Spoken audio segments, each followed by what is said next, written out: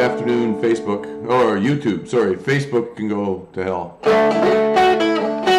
Yesterday I got a notification on Facebook about the weather today. It was wrong.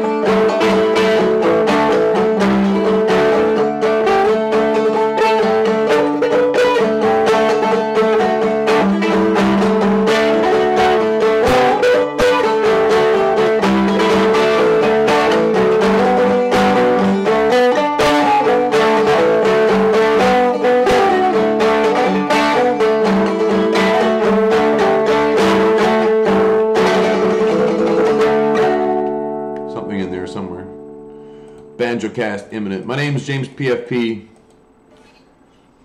This is not a banjo, this is Dulcimer. A type of Dulcimer. This is the Banjocast. This is episode 44. The day begins. Probably going to have 3 in me again today, I think. Around about 8 hours, all said and done would be nice. If after the first one I have any indications of network trouble, I'll be trying an alternative approach to my setup here, which is I won't be using Wi-Fi. I'll be trying something else and see whether or not that works better. If it does, then hey, wicked. But before I get too far down the pipe, I started yesterday on a project which demanded a certain degree of precision and effort. Like ongoing precision and effort, and specifically I was interested in, well, I already got the software loaded, so I might as well make sure that it comes up on screen. I've got here a project which I've been loading. Let's turn that off and capture the cursor. Yes, this here is my Blender project which I was working on last night, except I've made a significant alteration to the nature of the video as rendered. Like I rendered off a copy before we finished. We had a chance to review it. So this is the video I was working on yesterday. All the clips have been put together, and now I've done some recoloring in specific places just to make the colorations and detail more specifically dramatic due to light conditions or whatever. Dramatic or pleasing to look at because of the amount of light that's involved. In this case, I cranked over in favor of the blues, and then afterward lightened it up a tiny bit. And this part here is when there's actually another aircraft visible in the video. It's very, very faint. You have to look for it. You might have to look more than once, and it's behind all these dark spots of contrast, which are introduced by the frost on the outside of the window that I can't do anything about. I can't reach out and scrape it off. And what I can do is to hide this to make it a little less obvious that that's what's happening. But even so, it's still pretty visible. So all I've done is to recolor it slightly in favor of the blues and the darks. But the aircraft is traveling through the frame at around, well, you have to think about it as at almost at the same altitude we are. I would guess it's at 36, maybe 34,000 feet at the very least. And it's kind of got to be higher than that. It's not lower. And after the plane passes by quickly here, it takes a longer time to go past the wing, and then when it's past the wing, I pull the camera back and we look at it from behind the wing. Doesn't come out terribly well. It doesn't work incredibly well.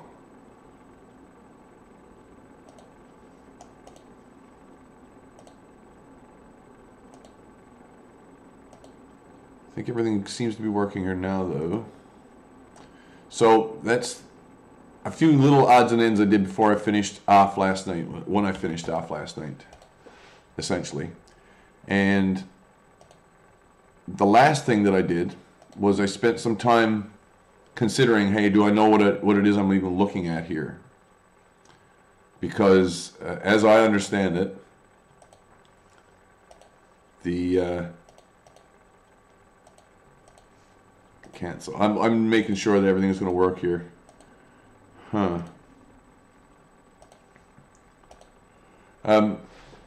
I think what it is that I'm looking, I thought what I was looking at the time that what I thought I was looking at when I recorded it. I'm trying to put this in the right words. And what I actually realized I was looking at when I considered the video afterward. Like, I knew I was looking at things that would be easy to identify. I didn't realize how easy it would have been. For example, this part. This part, for anybody who knows the region from ground level and knows it well, will recognize it immediately. But anyone who doesn't is possibly going to be a little mystified as to what it is we're looking at here. But when the colors change from moment to moment because of this crappy old camera I've been using, it is possible to tell what it is we're looking at here. There's a huge sandbank that's running along the length there. There's a way into this harbor. This is a huge sheltered bay because of this large sandbar. A bunch of different arms that are running in. We changed the light again, or I changed the light again by changing what are alterations I'm making. Like these are what's called adjustment layers that I can freely move without being attached to this video clip. So it merely takes whatever's underneath it and applies something to it. So what I thought to do was to take a white balance from somewhere around here. I think this is close to Montreal, or actually close to where the river starts. You kind of get an indication in the cloud bank. This is over PEI.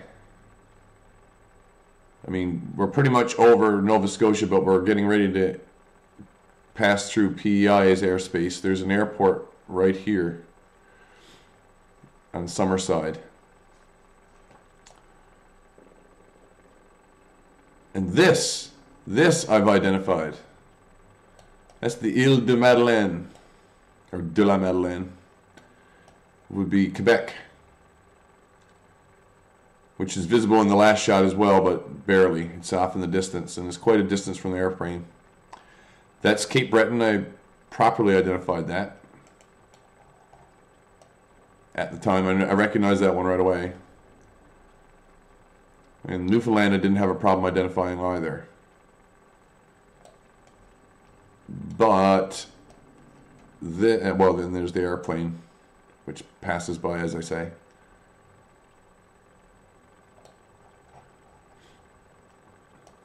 So I've rendered this down, and I'm thinking, well, maybe I should put some titles or text for various specific places.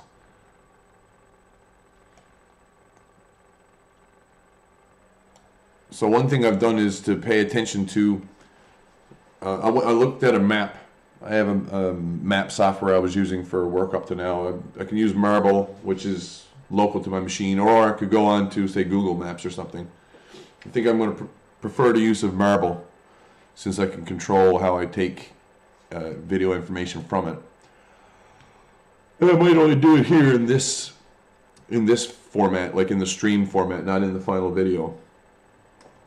But the one thing I did on the map was to make pin marks as to where certain things would be. For example, I know when I'm at certain distances from town or at certain locations, because either I can tell it from looking at this map, or the stuff that's being displayed on the map, or by what the pilots and the flight crew are doing or saying. So I know I pass over Bay Roberts, say somewhere around here. I know that I'm 67 kilometers from, or I'm a number of kilometers from Clarenville, somewhere around there. So Bay Roberts, and then on final, on approach, or approach and final.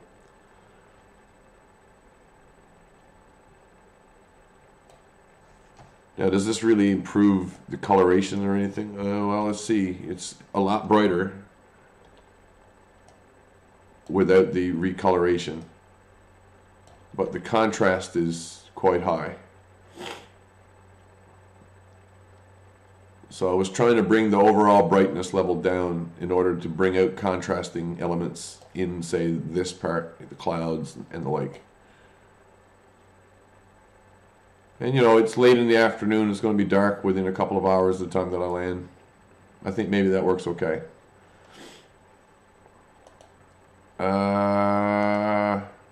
Yes, live chat is loaded. Anyone wants to jump in on the live chat today? I'm going to be around, trying to keep it monitored. Everything that's to be done, though, in this shortish sequence is fairly straightforward or easy.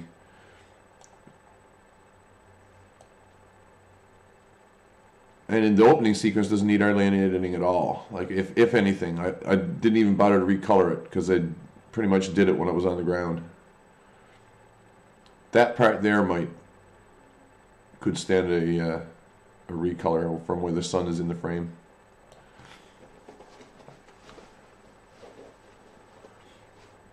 You have to excuse me for a second while I get a tissue.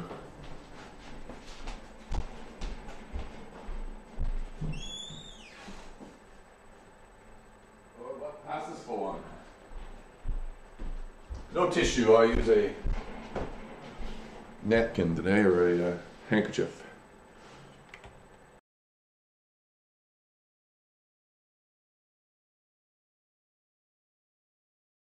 Much better.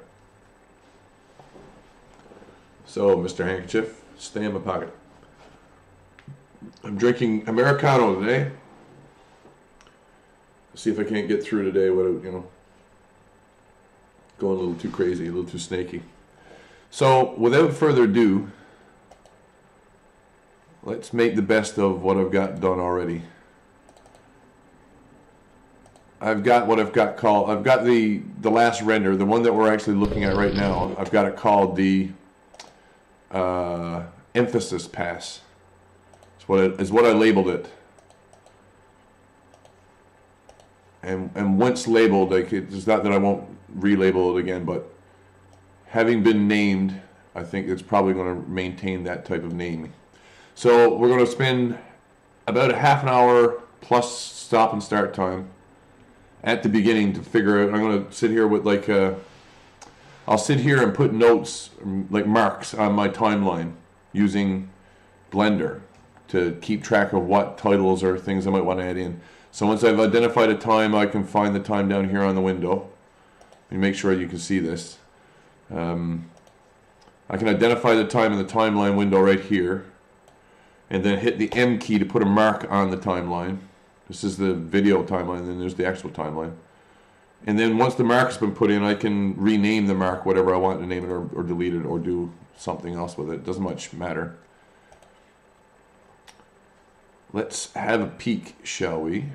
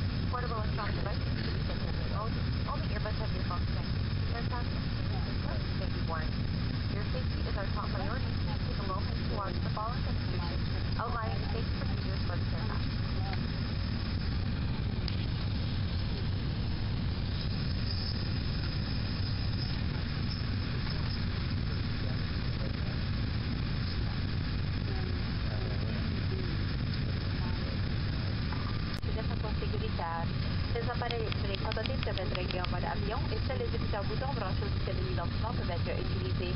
Votre sécurité est notre priorité et nous demandons d'attenter que la réception des mesures de sécurité par ces appareils. Merci et bon vol.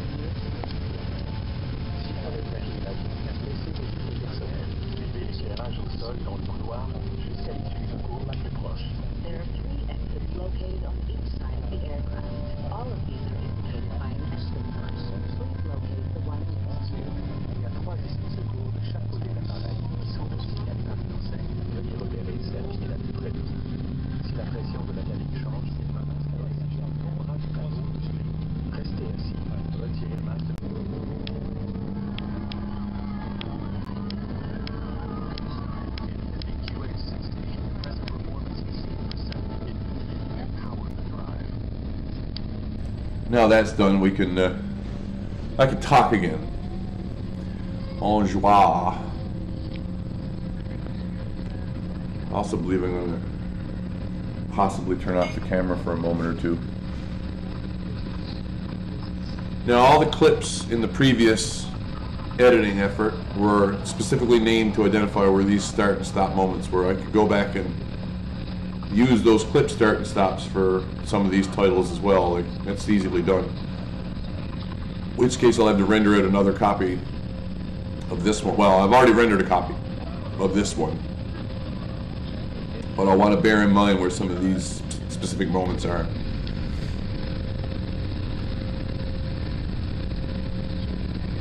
The Ile de la Madeleine. That's something I had to laugh when I recognized what it was on the map last night. I was like, oh, I knew exactly where to look. I didn't know what to call it. And yeah, it doesn't look at all like Sable Island. There's probably very few seals there, I don't know.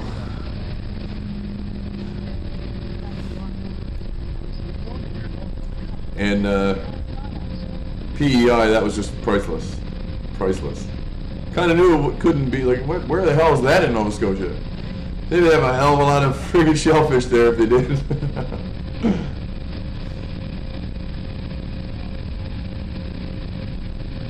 Cavendish Beach and stuff, that's up to the other end. I'd recognize Prince Edward Island from the ground level, but from the air, get your head around it.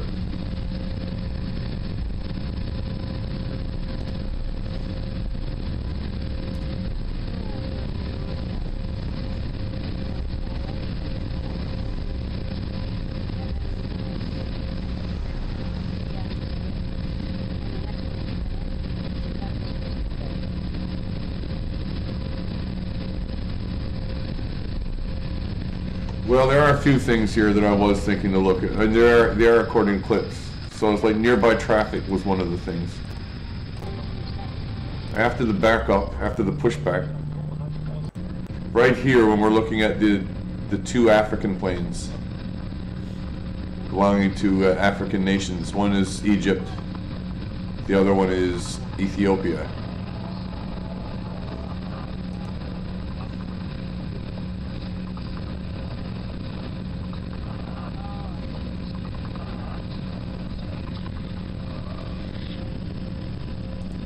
So that's at like minute 3:44 or something. Yeah, right there. Turn this off for a sec.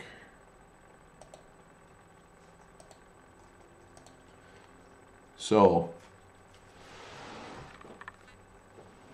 I need to put a marker somewhere on the video here in order to merely remind me, just to remind me that that's what I'm planning to put there, or some kind of title. And since this is all essentially one long cut, it's got a little jump forward right there. And the frame that it jumps, I'll put the mark, and then I'll call it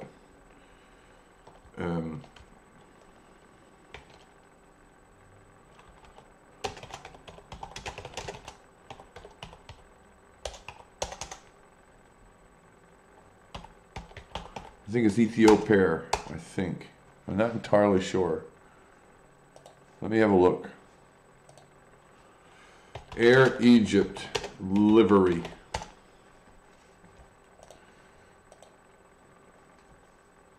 Egypt Air.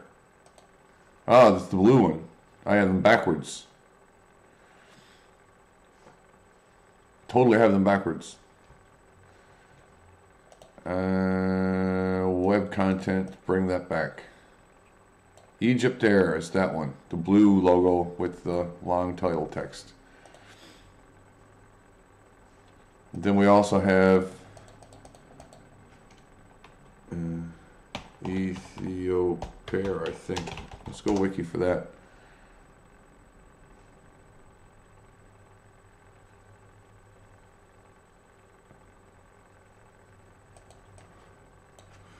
I want livery.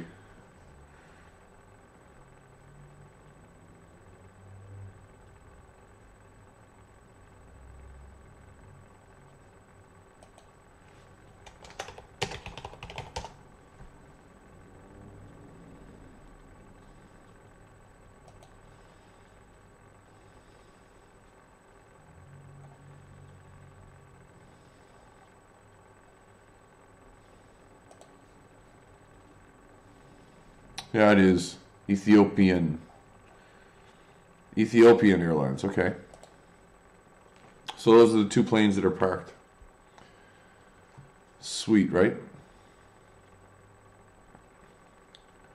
Commenced operations 46, commenced operations 33. And it was a different airline in one case, and it's been that ever since. It's part of the Star Alliance Air Network, both of them. Okay, that explains a lot, right?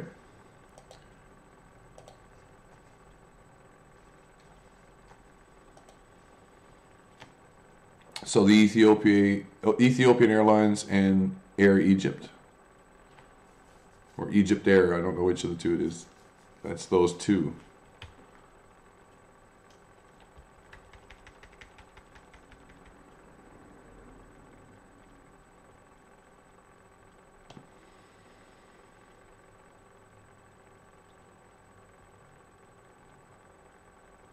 Taxi, then takeoff.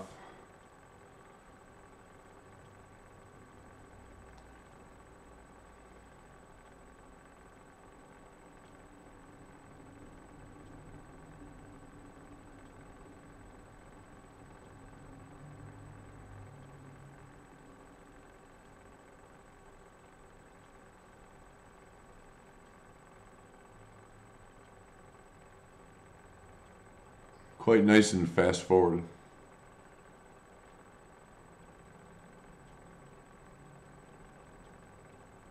And yeah, I totally stand by the fact that I'm going to recolor anything and everything that I can for a best coloration or best lighting situation. So first part of this clip, I've allowed it to, this is right after I've popped the window open, getting the altitude. There's no frosting occurring on the outside of the window yet. It's the ideal situation to get this early shot for the light for the next little while the sun is off the starboard rear quarter of the plane that I'm in.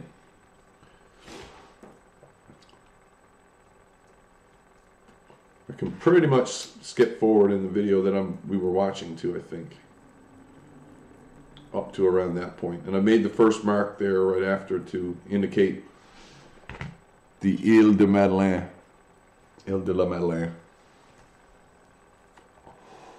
The mark in this block. So these are all about PEI, followed by the Ile de Madeleine, followed by Cape Breton, followed by Newfoundland. Oh, and then there's a short period in between when we're getting alongside Newfoundland. So when I switch between the window and the seat back, we'll be getting updates as to the precise position of the airplane, perhaps lagged by a minute, maybe 3 in flight time. I mean to say, it's possible the data that's being displayed on the in-flight interactive map is not coming from the flight system of the computer of the plane itself, but being beamed to it via the internet. So it's been uploaded once, processed, and then after being applied, sent back to us for display. And there's a lag time involved with that. The same as with Flight Tracker or anything else online.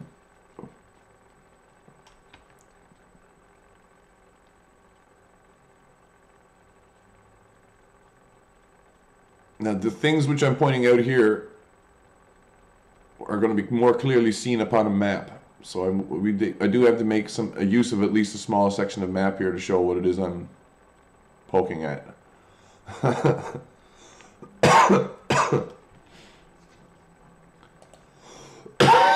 don't intend to measure any distances exactly or anything like that. All I'm curious about is angles, location, and what can I spot with my eye, but what the camera doesn't necessarily see too terribly well. So to have it pointed out helps.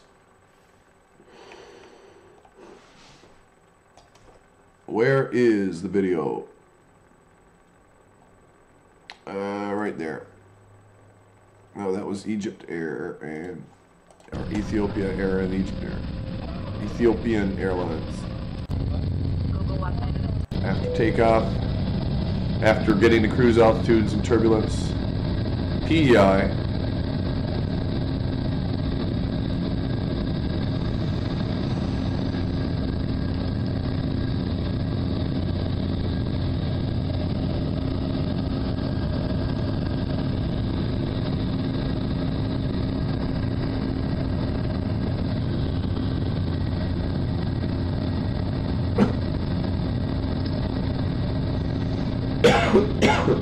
Cutting a certain amount of light by multiplying there.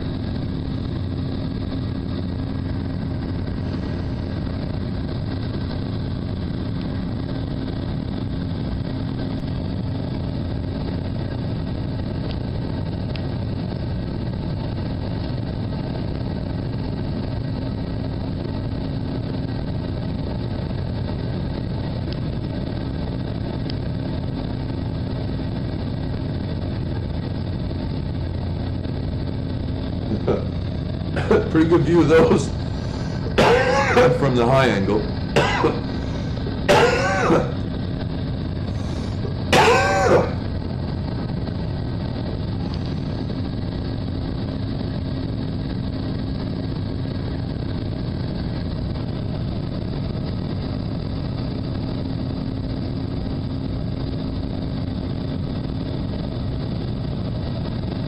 I suppose that, you know, part of the proof that there is indeed a lot of smog and dirt places like Toronto is that this stuff forms regularly when in smoggy environments. After you've left them, the dust particles are still there to be condensed upon, or the nicks and scratches that they cause when you pass through them. I don't know what. One or the other.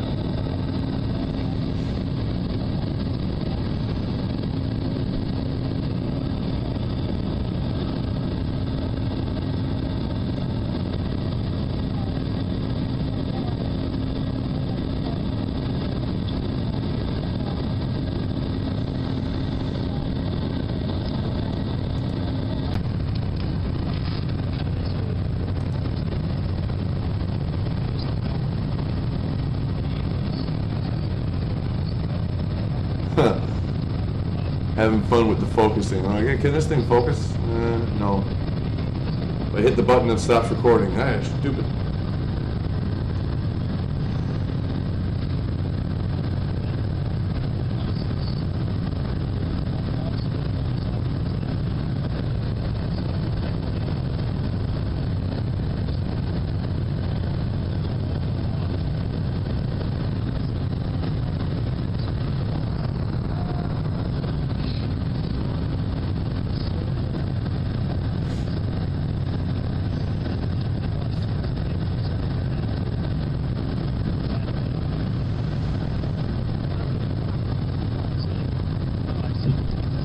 The arrival time, yeah, that was pretty much installed.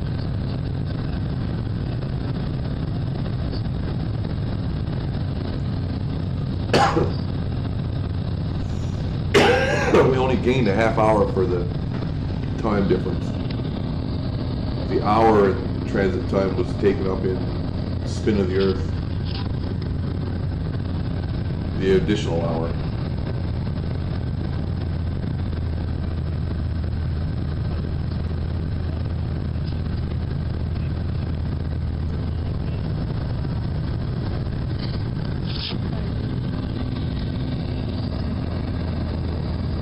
You're also, it's funny to think about this for the jet pilot when they have the jet airlines, like any of the pilot crew, they have a flight plan that they file. And the flight plan in the case of the modern passenger jet has to include where the airport is going to be when you get there, not where the airport actually is, like always is, because it's spinning with the face of the Earth as it rotates. So as you fly toward it, you got to fly toward where it's going to be.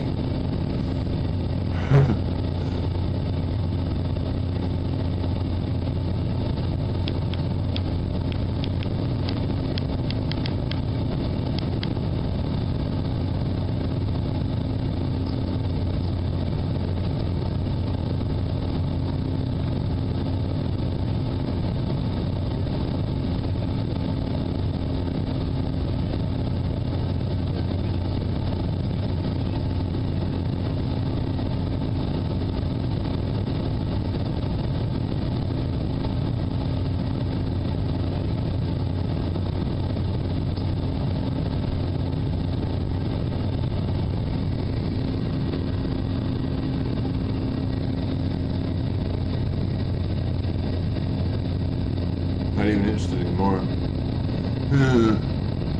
I gotta figure out how to get rid of this, the black spots.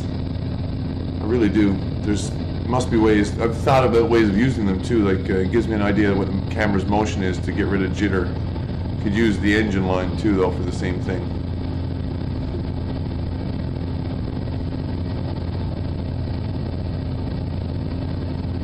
I think I'm looking for right about there.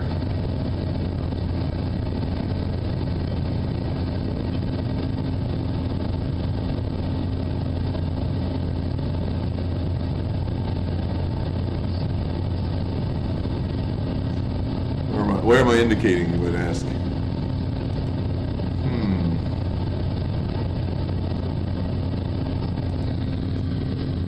Well, it's farther along here.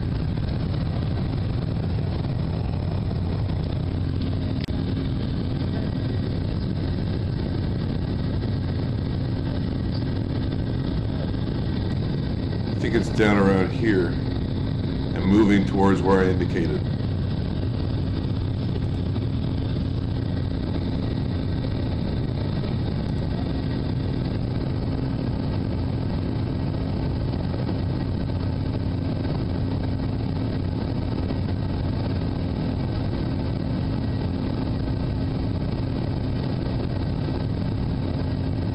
Farther along, though, I don't know. So where the labels got to go, that's what I'm kind of figuring out.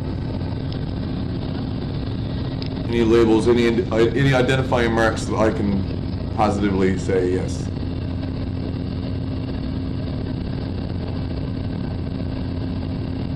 Surprised I didn't get called out on any content up to now, because PEI must have really slapped some people in the face yesterday. Let alone the Ile de Madeleine.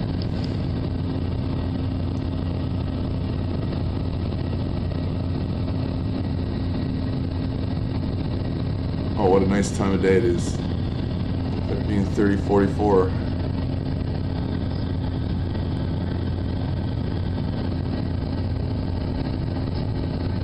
A little bit dark, man. Like, holy smokes. It's 4 o'clock and it's getting dark. What the?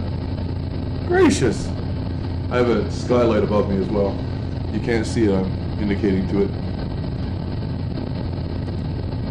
Skylight right above me, which is the hat color. Kind of shows it right now.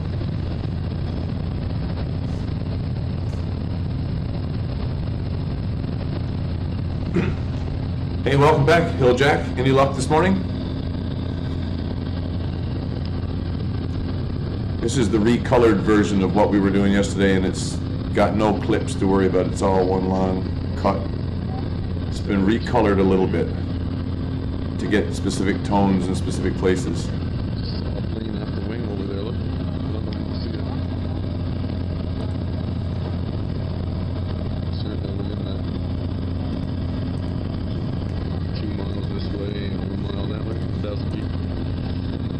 So there is a plane in this part of the clip. I'm going to look again for it.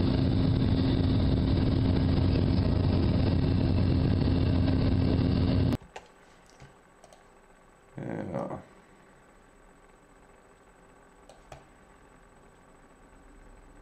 Let's take a chance that I don't need to see some of the top and a lot of the bottom.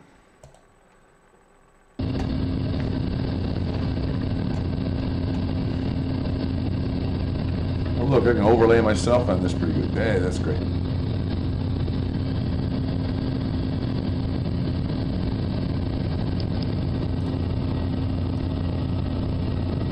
Saw bucks, but no does.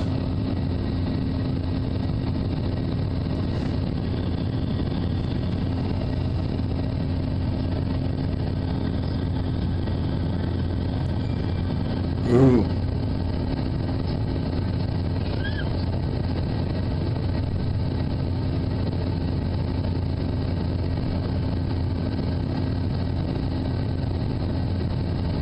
I'm having a real close look there. Yeah, I think I can probably pick out where I got to be finding things. Or it's a little bit obscured by cloud as I'm flying the direction that I'm going in.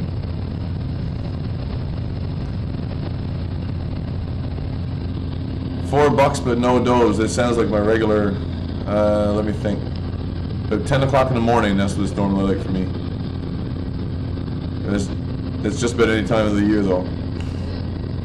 And I don't use a gun. $4 and it's probably a King's cover. And very few of those. Sometimes on 5 days I get $5 bills right off the bat. That's $5. Thin.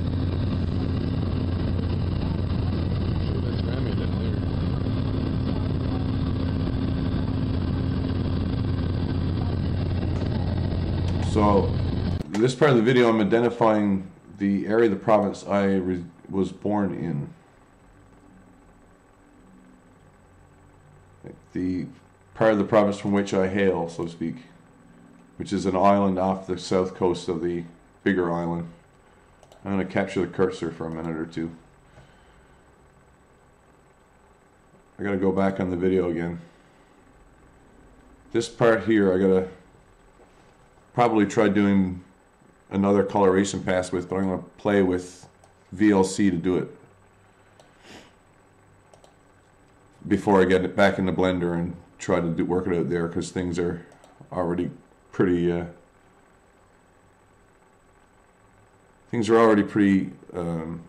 overlaid in Blender in specific places. This is one of them.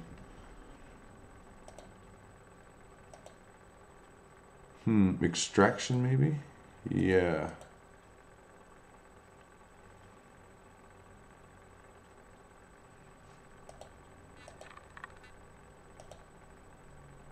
This was the areas of the picture that'll get overblown if I crank things too much. This is the line that I can pull for matting purposes from my finger. And this is to some degree the detail I can get out of the picture behind it, depending on the tone that I take out.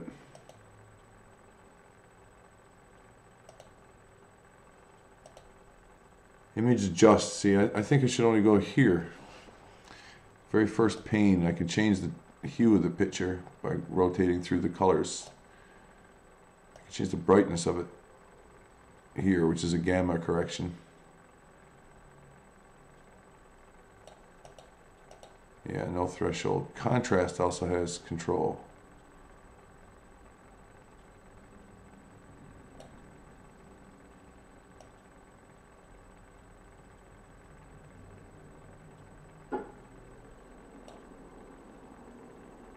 Saturation needs to be up and gamma down a bit.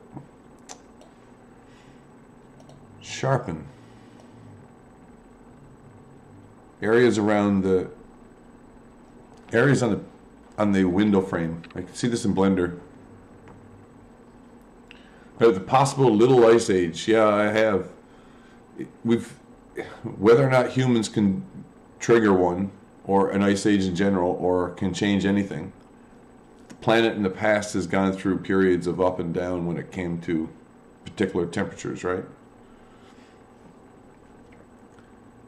So the record in ice indicates there might be some big ones, some little ones, depending on any number of factors. Volcanic activity, large areas of burning. They called it, once upon a time, the geological age was the Carboniferous period, is the theory, right, for distant time. And during the Carboniferous period, there was also a high preponderance of oxygen in the atmosphere, waiting to oxidize. So a very large burn event would be enough to kick off an ice age, which has consequences. Low sunspot cycle now, yeah. Time to cool off, that we mean?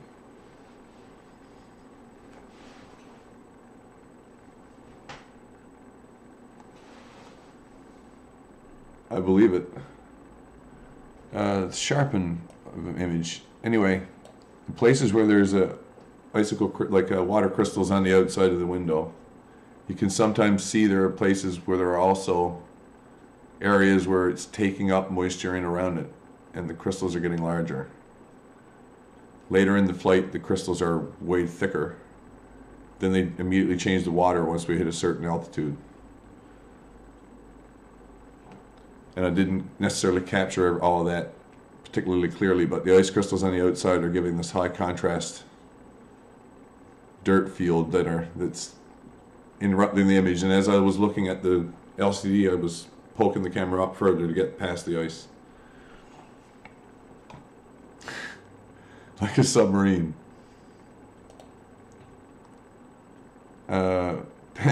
Banding removal. I don't think there's any real banding in there. Film grain. Variant. Is this to add film grain? What?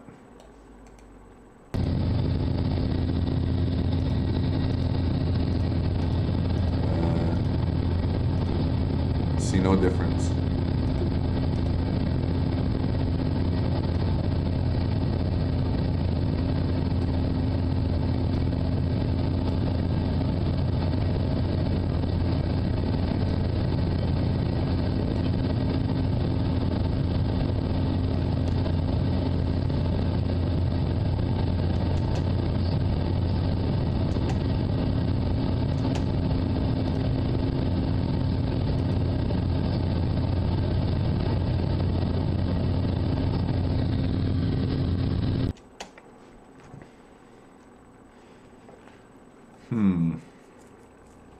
So yeah, speaking of cooling off, so is the coffee. Ooh.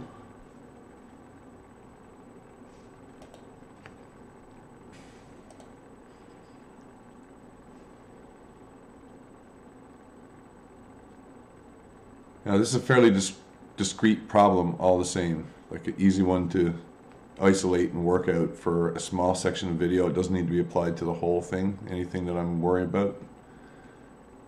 I want to put titles on here because the ability to do so on YouTube has been removed. So I have to do it here if I want it to remain on the final project. Or I'm getting ready to do it here. And I've been thinking about simple text being introduced to the screen, pop up or fade in, and then animated move off in some direction one way or the other. Could be in any of the planes of motion, including zooming or falling away. I could follow the motion of things on the ground or in the foreground or at every plane that I can identify. Like what I describe it as the Z plane, the depth plane. Focal length.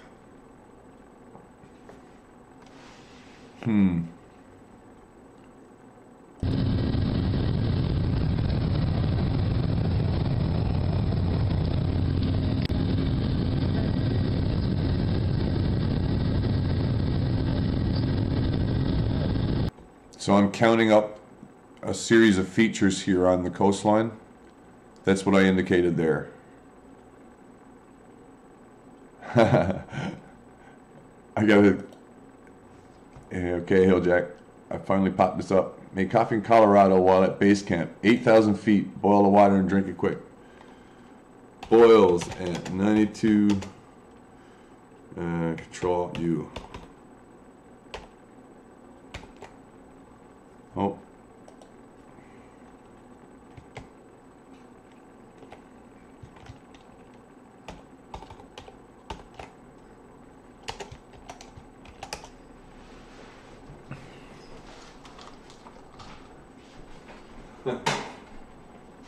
I ain't at that altitude here.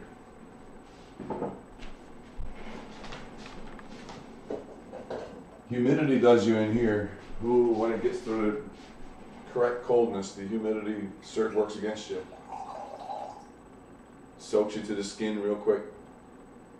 And you're freezing the rest of the night.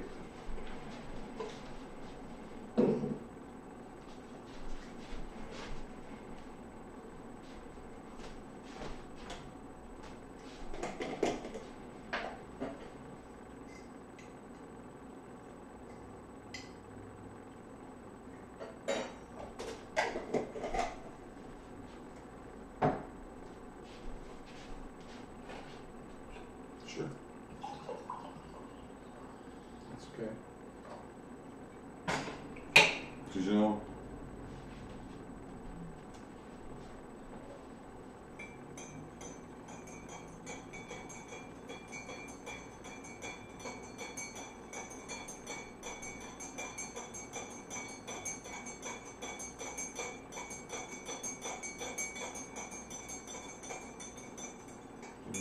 Citywide?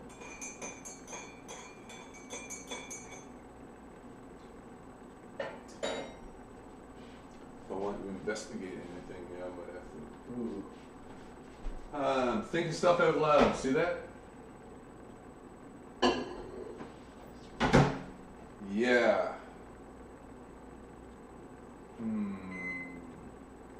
Shouldn't I be talking to Citywide? I could listen.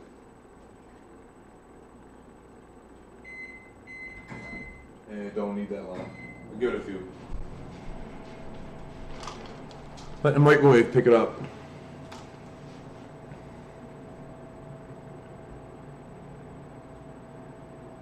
Oh man, high altitude, something I haven't experienced for any long period, but I'm curious about that one too.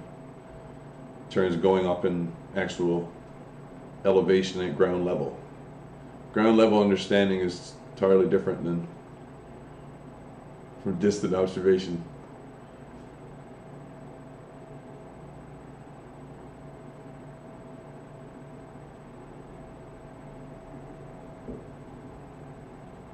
I think the weirdest part of this trip is knowing I'm looking for something which is a ground feature, and if I am 6 miles above the Earth, there's some distance where the hypotenuse would be 10 miles, like some ground distance, where my actual view distance is about 10 miles because of my altitude. It's about 9 miles away on the ground. At ground from my position above the ground, 10 miles by my eye.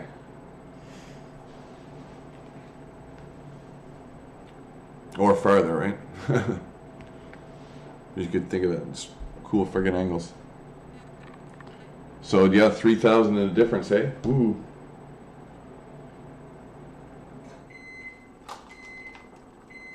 We hunt between. Haha.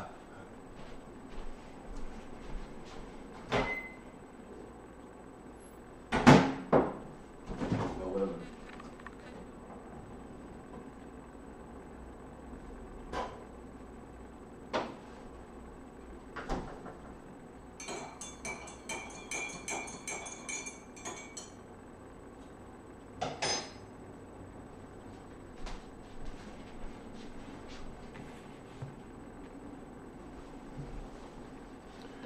Between 8,500 and 11,500. That's totally reasonable. How often do you return to base camp? Except for getting older, yeah. Is it common to have a small oxygen tank for emergency purposes?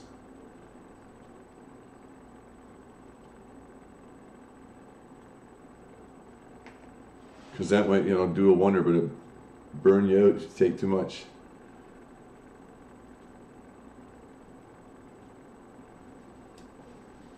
Ooh, I got hot coffee there now. Ooh.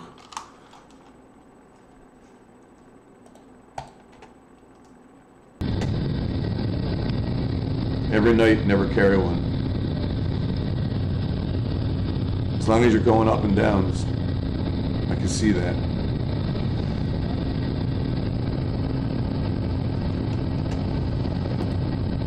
So here on the coastline, set of 3 features which I was indicating but my finger. And I'm not entirely sure I can prove it's one or another, but I will give it a smack. Just lean against the tree for a while.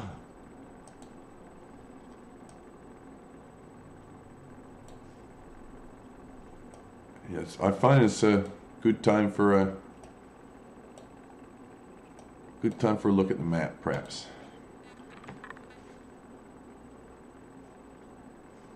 But yeah, out in the woods, I would be stopping for some kind of a boil up at that point, even if it was higher. Gonna have to take a break.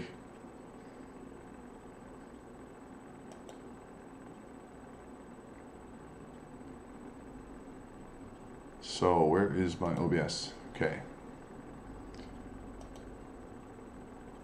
I'm going to switch over.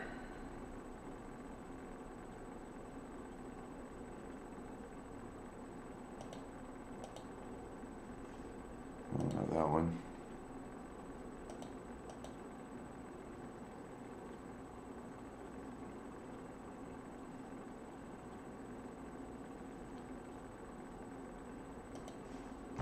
Switch over to this.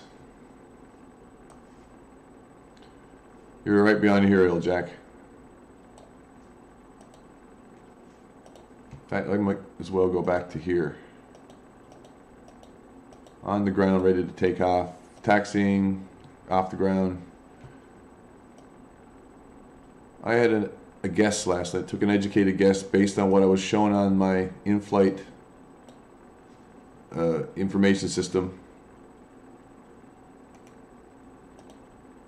I could take a few wild guesses as to what the route might look like.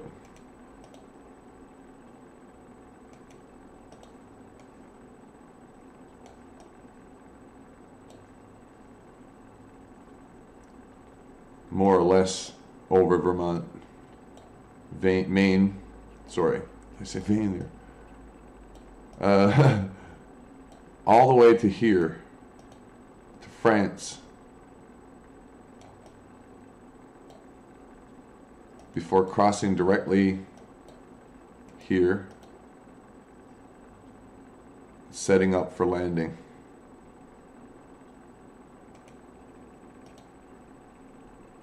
More or less in that direction. Might be wrong about that. We can look at the video afterward, and I think that's a pretty good guess.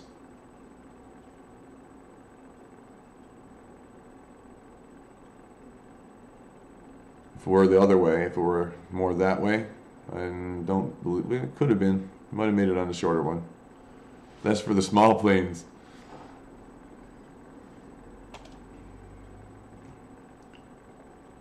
Consequently, the things that I was looking at the window at become interesting. Once getting to altitude, I mean. So let's have a peek.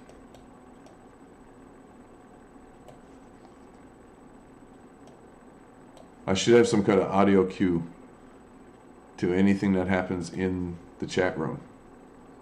Every night, never carry one. Northeast of me, yeah. Totally. If you think about the Great Circle route that it describes most of the time, it's going directly this way. And if you hang far enough on the Gulf Stream, you end up that way. When you end up that way, you kind of go this way.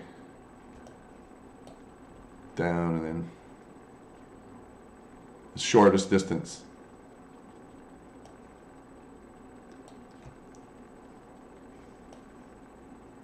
Two angles that are formed here, right? This is like this must have been filled with wildlife 1,500 years ago.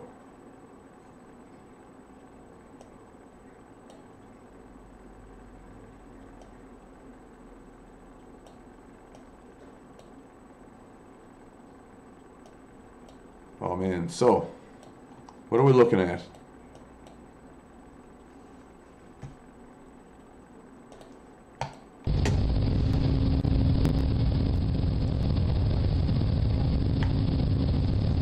Took off in this direction, 2-4. Made a series of turns and spiral climbed really up to altitude. And as we spiral climbed, we gained altitude and speed. So whenever he got to the right speed, he dialed in his flaps, throttled down, and straightened out. And assume that like course that he takes.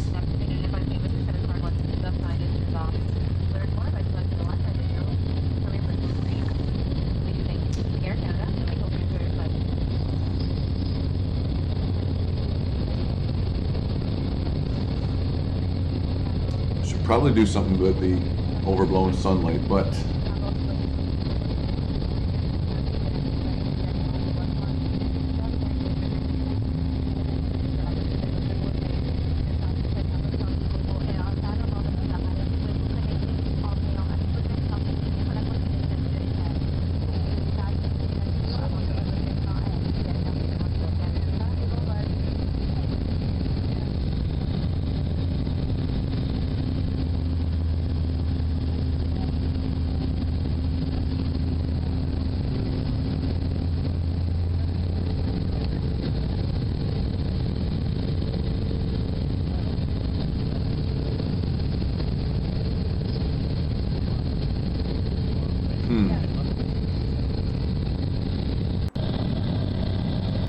Alright, so at altitude is the next clip.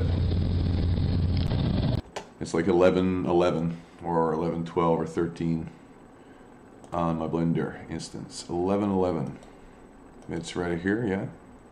11:11:01. I'll just call it at altitude.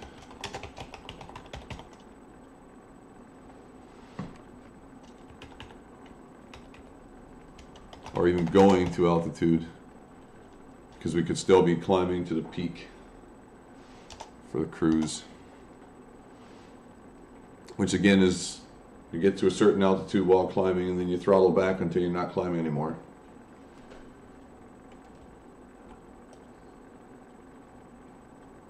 And this is what I'm interested in.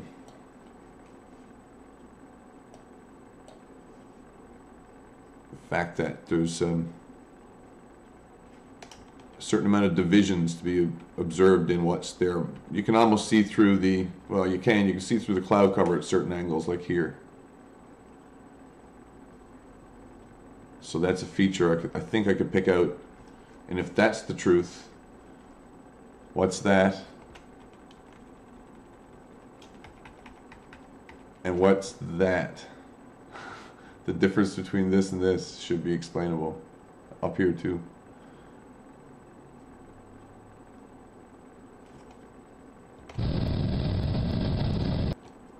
It's in Blender.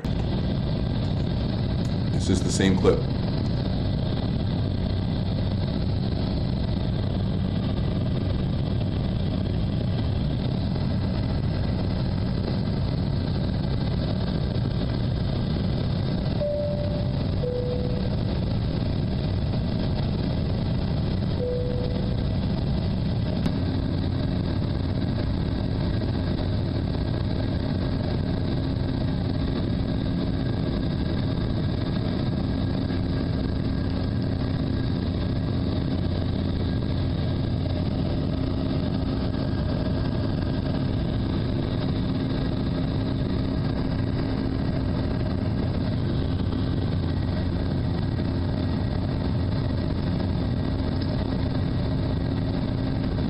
I prefer the multiplied one vastly over that, even though it's brighter. It's not necessarily more informative.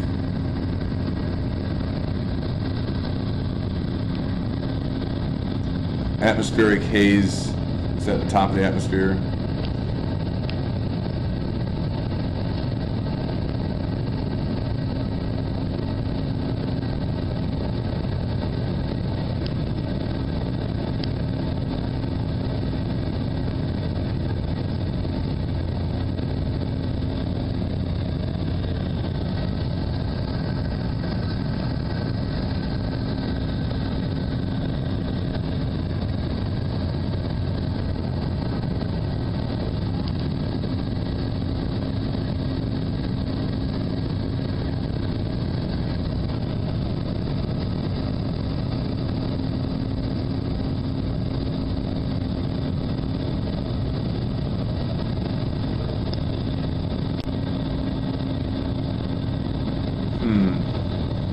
This one didn't get recolored either. It's Cape Breton.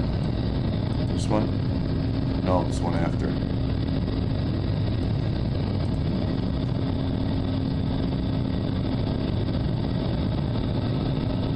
I left this in pretty much for comparison purposes as is after the initial reframe rating.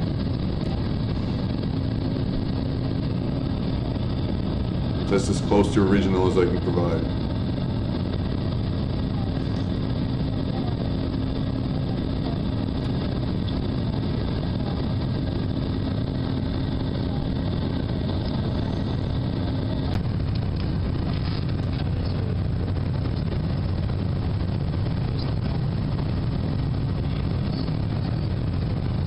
This is the interactive map. Dun dun dun dun dun dun dun dun dun dun dun dun. Oh, here it is. Dun dun dun dun dun dun dun dun dun.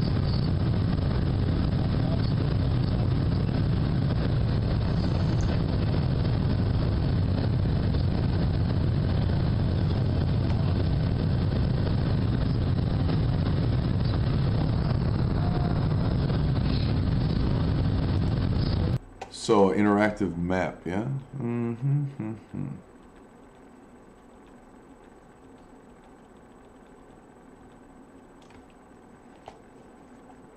It's just shy of 14. Right here.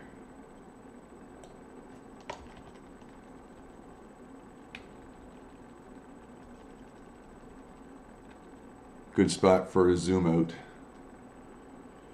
Yeah.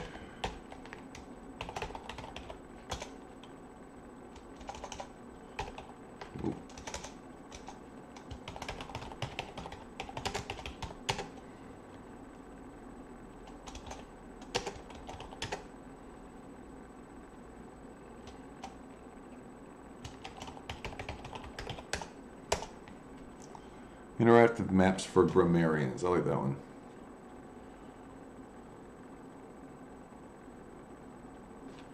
So,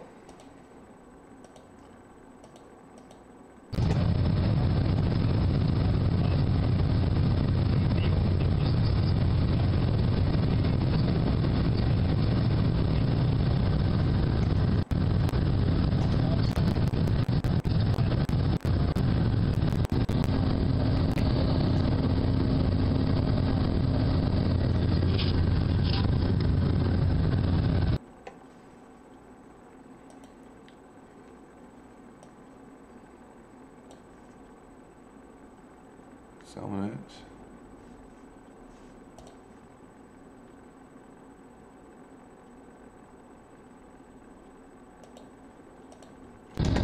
So let's back to the map for a second. Took me a while to really get my head around what I was looking. I thought I would be looking in here. Looking here. But from the angle of the plane wing and everything else, I could clearly tell what I'm looking at.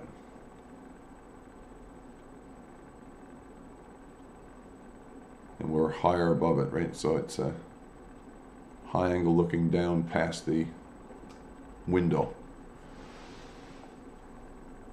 and the engine.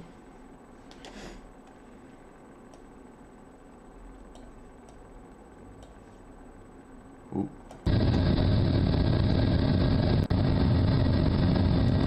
After it brightens up, we're much closer to it. Like it's becoming closer and closer to being off the wing directly to port.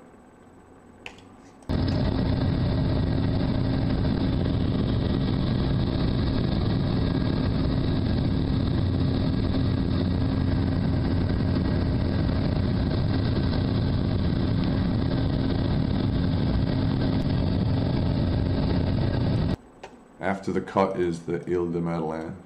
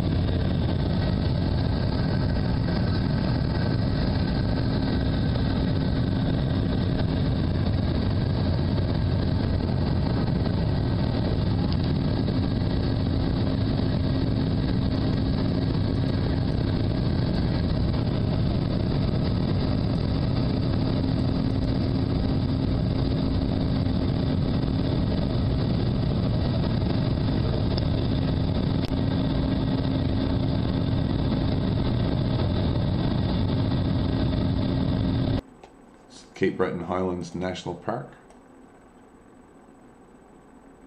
with the, what is it? Pollett's Cove Aspie Fault Wilderness area to the north of it. And then around the curve, this area built up with a couple of harbors. You can see it over here. And then the features of water on the inside.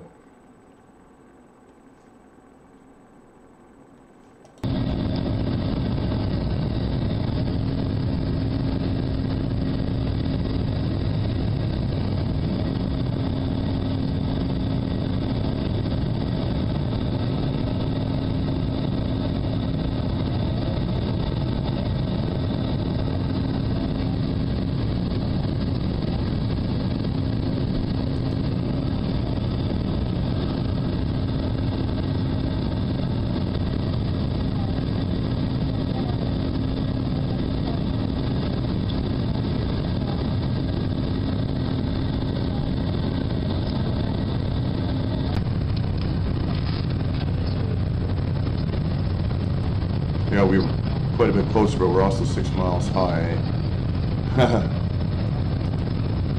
That's interactive map land. Oh, wrong one. Just maybe leave that to the back. And that one. What's the highest point around you? Oh, we have bear on the island. Yes, we do. And in Labrador, it's black bear. What's the highest point around in Newfoundland? I'm not entirely sure. Around me in this location, Signal Hill is very close. But inland from here, there's one mountain in the Avalon region. One large enough feature that it's got everything in its vicinity is where the facilities would be located. And in the interior of the island, there's another feature again, where there's 2 or 3 mountains, and on the west coast we have a proper mountain chain. Around me, though, I'm on the Avalon Peninsula, which doesn't have as many high points. Atlas.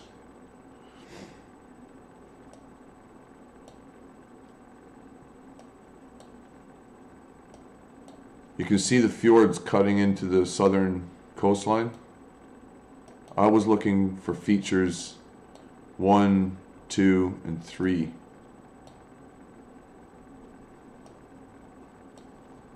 And they're easy to see. They're easier to see on the street map.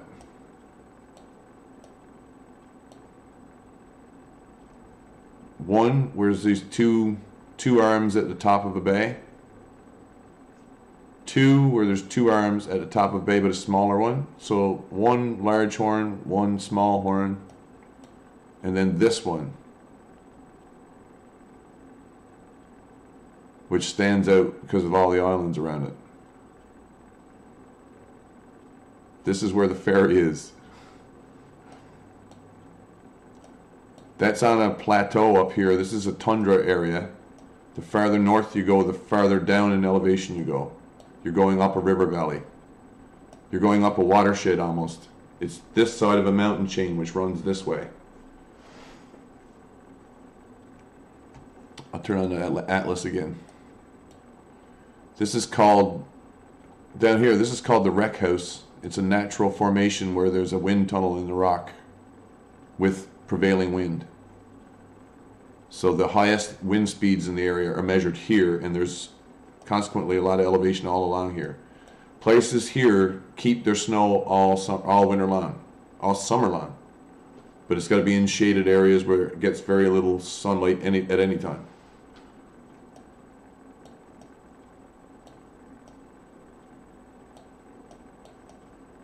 So there's features all the way in here.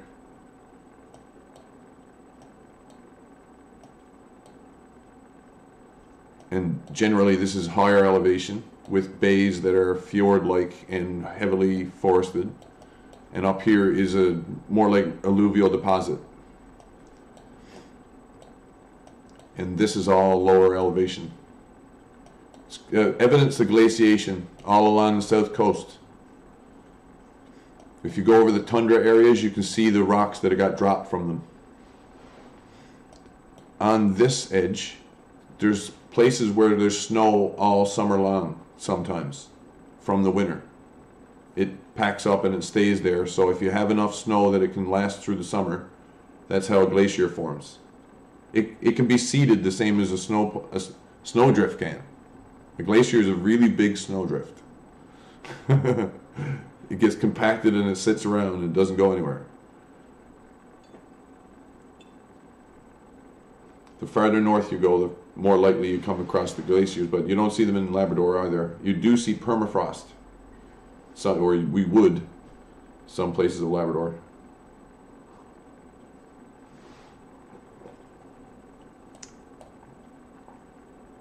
So I'm trying to identify the little horn, the big horn, in the reverse order: big horn, little horn, and then that one.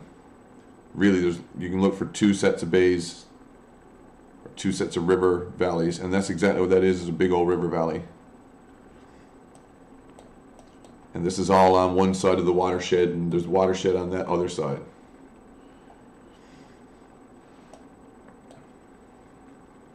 And the water just, yeah, curves down this way. Some of it goes this way through a pass in the mountains.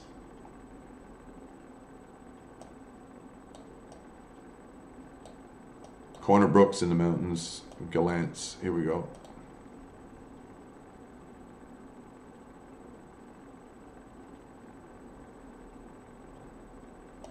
Some big rivers up this part too. So this is like pieces that all got wedged in among one another.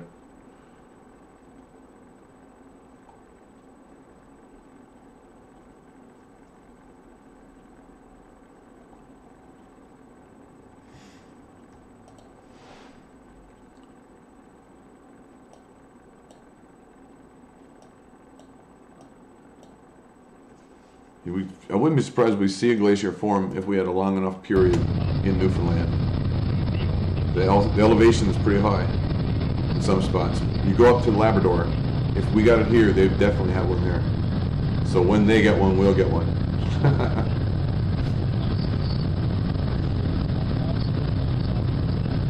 A heck of a cooler. I could tell a story about Labrador. I could tell a story from personal experience, and I would like to replicate it because it was really cool. It was really cool, but highly humid at low temperature. And so, consequently, when you went outside in Churchill Falls at night, in the middle or late part of winter, the frost in the air was like seeing smog, but it was colored white, and everything had this strange sense of fogginess that you didn't want to get caught in. Everything frosted over, everything.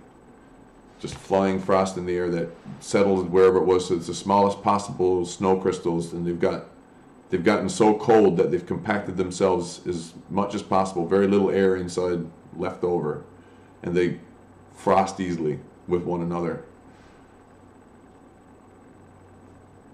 Oh man, and all this humidity has been kicked up in the air by the river running through.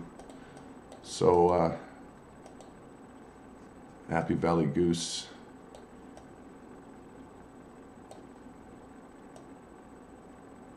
Churchill Falls.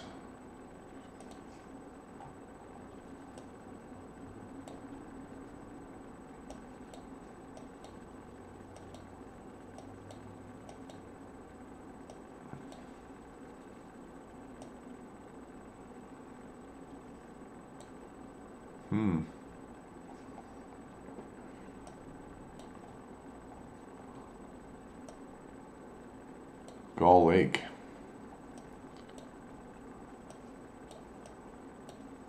There's Churchill Falls.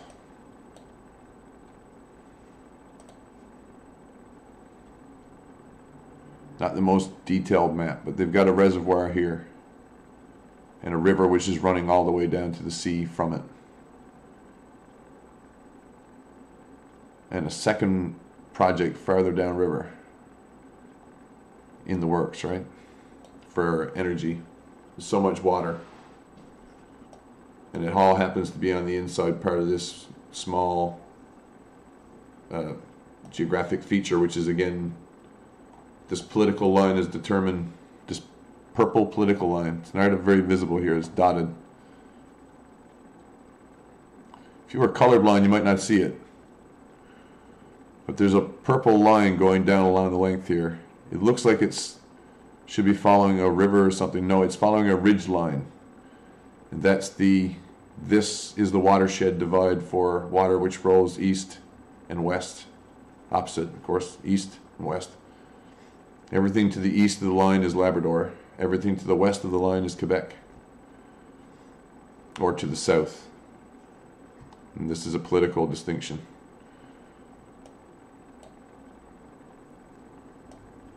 And this hydroelectric development just happens to exist on the inside of that line because of the water that's present in the area.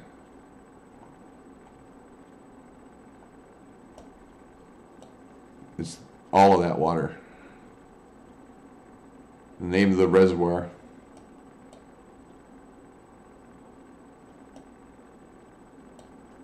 The river valley which this comes up through to Happy Valley. Oh man, the trees in this valley are so tall that when you're driving along the highway, it's kind of like going through a tunnel, but without the traditional tunnel top. So you've got a skylit like tunnel cut into the landscape, defined by trees on one side, sometimes trees on the other. But they're so big and so tall that they coming past you almost like city streets, but without any lights, anything to break it up, nothing at all, just constant lines. After about 2 hours of driving on it, your eyes begin to play tricks on you. And if you're not driving, it can still affect you in weird ways. So as I was watching my hand, after 2 hours or so, I could notice that there was a place in the middle of my hand where the optic illusion of having gone through a tunnel like this for long enough was making a portion of the center of my hand pulsate from an optical effect on the inside of my brain, my perceptive centers, right? And I was like, wow, my eyes are so used to the flickering. They're so used to the flickering of the light patterns right now that they've adopted, for ease of translation to the eye itself, to prevent strain, they've adapted themselves to mimic the right color sets to receive it over and over and over again. And if they don't get them in all the color sets, they will get them in the sharpness, darkness, lightness receptors, because they're also getting like contrasting points.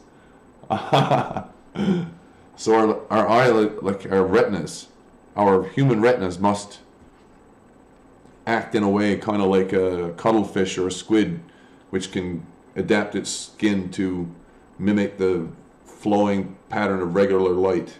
Even though it's a random pattern, it still has a frequency, it still has a ripple, it still has this, it has that. It can be mimicked or followed, like you can trail after it. And that's what happened with my hand, right? So yeah, if you want to check that out sometime, I suggest you go through a tunnel of trees for about 2 hours. Stop and look at the center of your hand and tell me whether or not I'm crazy. I don't think I'm crazy. I really don't. So I'll challenge that anyhow.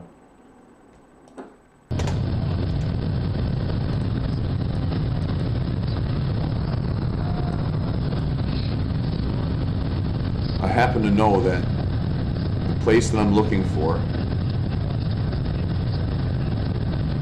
at some point during the flight, I'll be 50 miles, regular road miles away from St. Pierre, from here in France.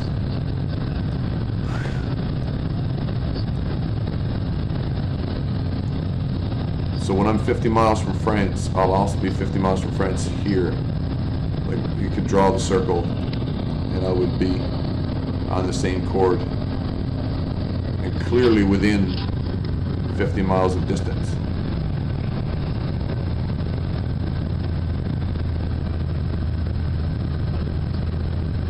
So I should be looking for features, that are a certain proportion away, and this should be big enough to see from the sky, I think, if any of this is true.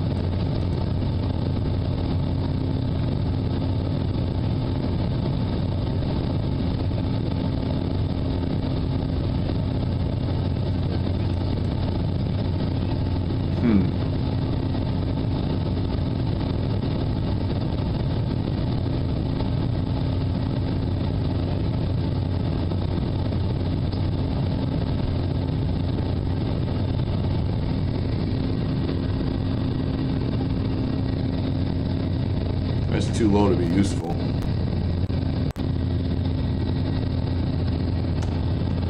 That ain't.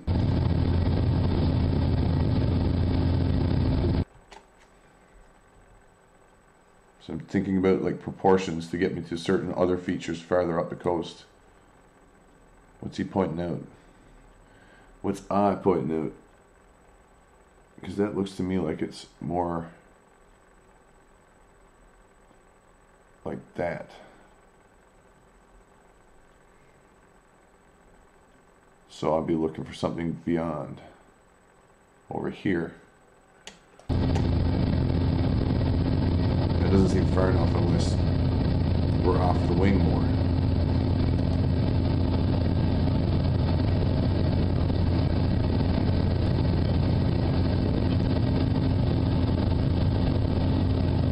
Don't take long to get in position though, that's the point.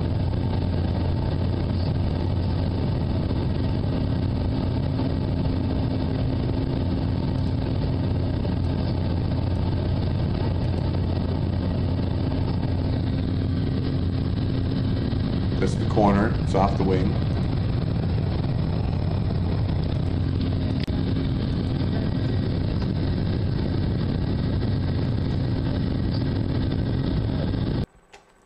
Yeah, 1, 2, and then a gap, 3. So over here, down there.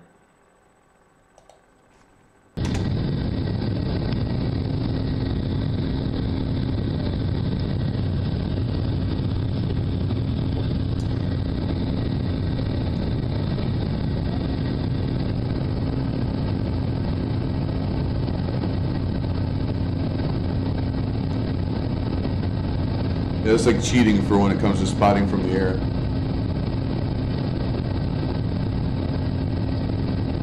But I'm some distance away from that line, right? We're still coming up to the point when we'll be wing level to it. By the time we're wing level to it, I think we're underneath the cloud cover. You can see the shadow coming.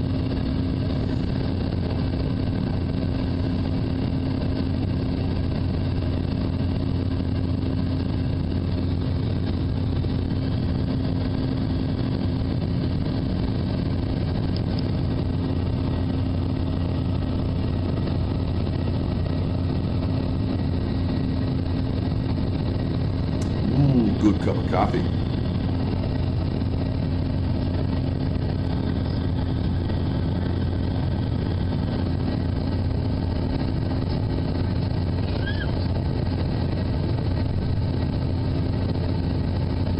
Or it's over here, look. This looks right. There's various features along this coastline that are cool.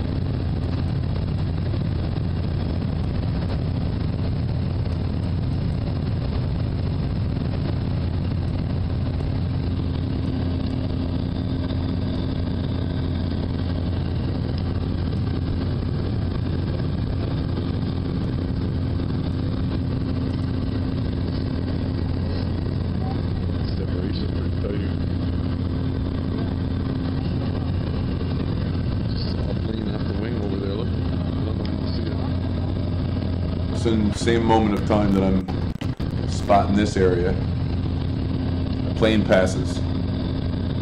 Let's see if we can't identify the plane.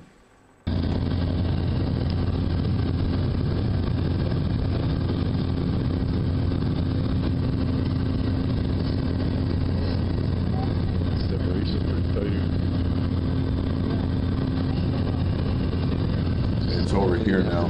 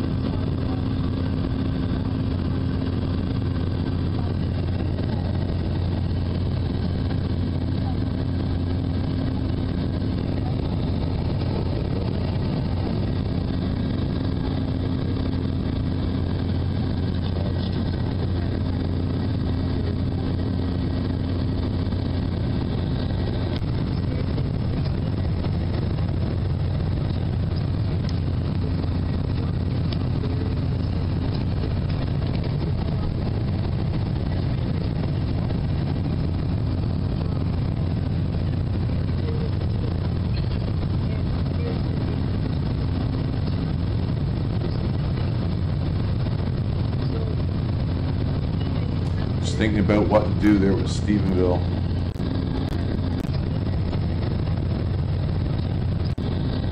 I do have a measurement for Stephenville made in the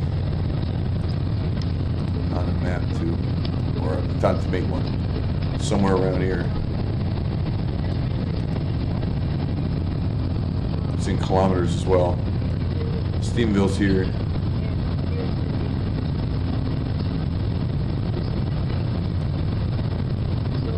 It's kind of on the Ile-de-Madeleine road.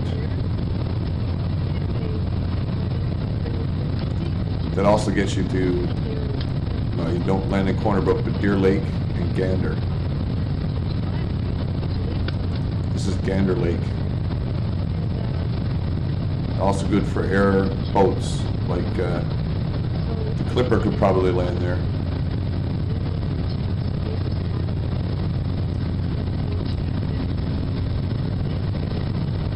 So you asked Hill Jacket, are there bears? Yes, there are bears. It's black bears, and they don't get very big. Labrador has bigger black bears.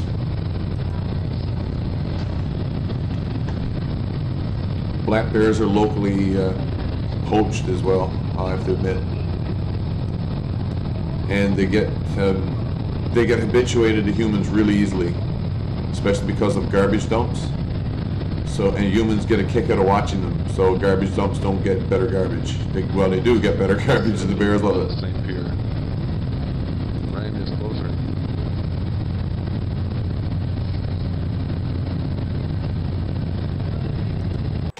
67 miles to St. Pierre, which is right here, this point. So if I take a 67-mile arc along here,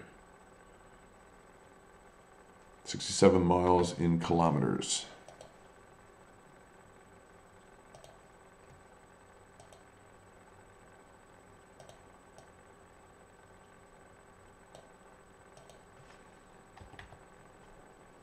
$107, huh?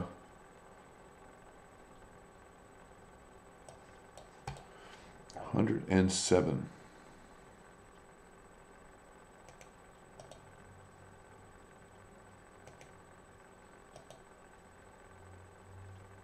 Not far enough, so remove last one.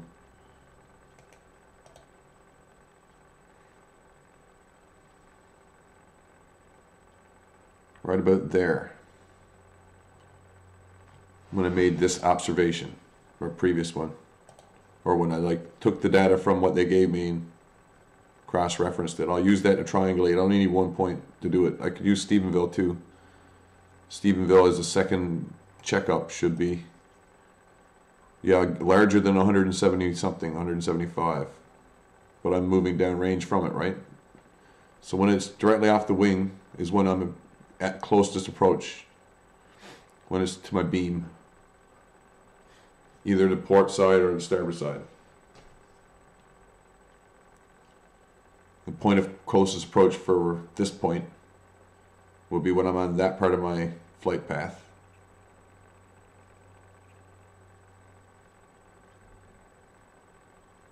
And it'll be well underneath the clouds. Well, I'm over the clouds are just heading that way or away from. I don't know, maybe away from. Either way, they're going to obscure my view of this part for the rest of the flight. So the rest of the flight is practically covered up. And 67 miles to Clarenville. I should do that one. I'll add another measure point. And try to remember where that measure was. That's 67 kilometers. Where's that calculator?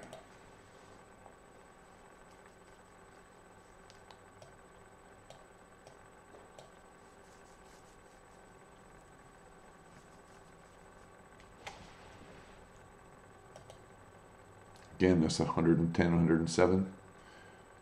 So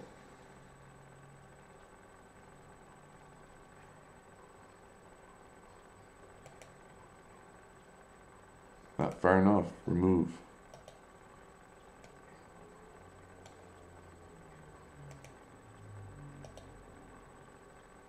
Closer to that way. That would make sense. I only need to know one since I know the flight path more or less. The distance doesn't hardly matter. This distance downrange doesn't hardly matter.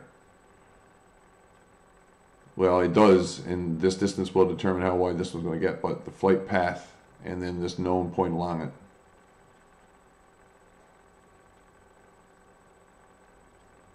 Really, I could say that it's closer to down here. It's too far. Remove. Still too far. Not far enough. Closer. Okay, that'll do.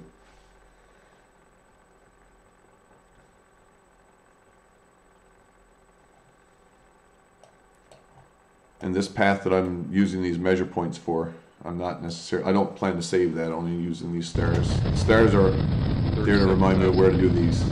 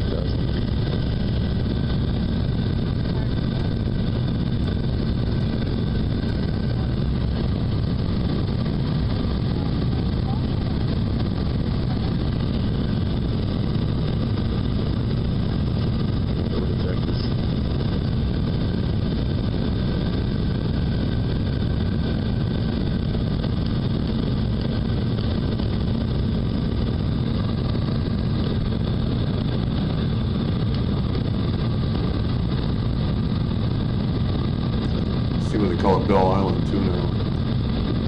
This is all one line cut if I remember right. I might cut it once.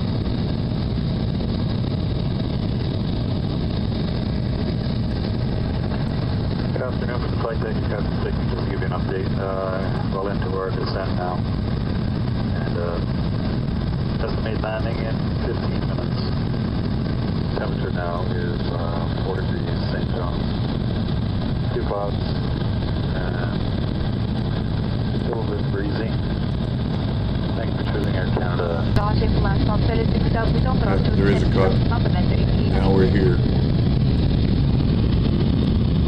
So it's really a little bit south of that. About 9,000.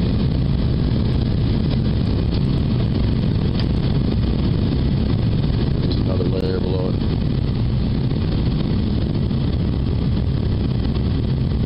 Broken layer. 7 minutes up here.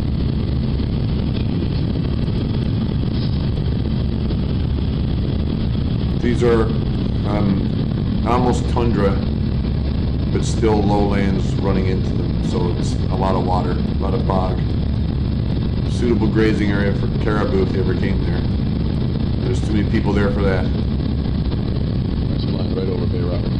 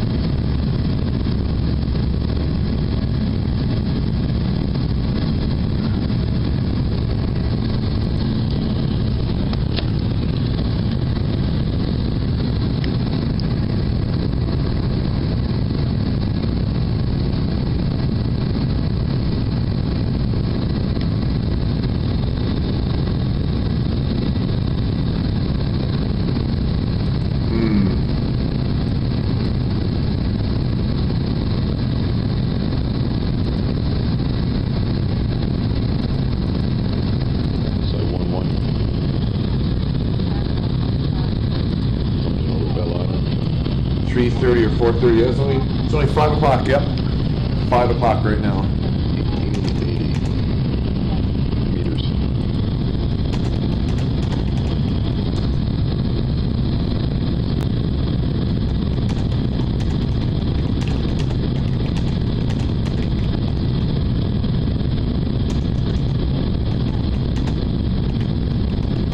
Just shy of 7,000 feet. Like that.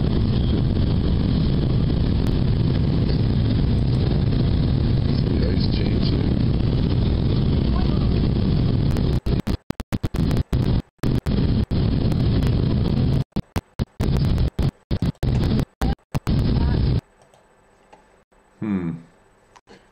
Probably should do this in Blender directly. I'm waiting for the bump in the. It's going to report that it's the. It's going to report that I've got too much running on the computer at once. I don't blame it really. No surprise, no shock.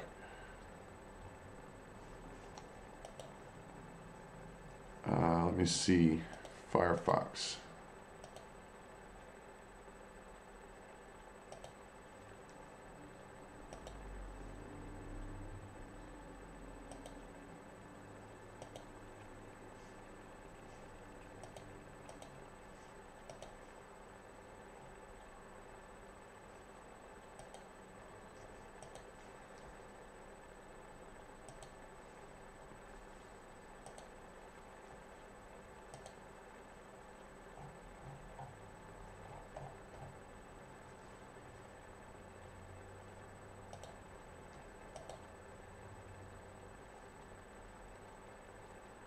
Not even dropping any frames here.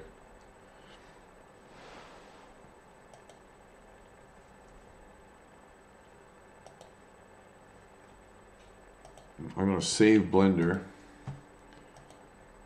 Close it for a second. Okay. Still not rectifying the problem.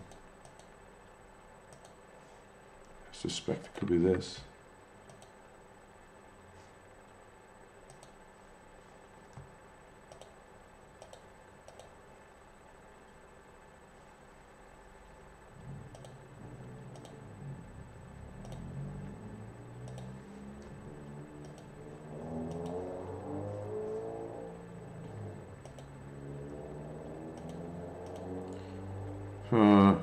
I keep getting a persistent video bug. Might be overheating too.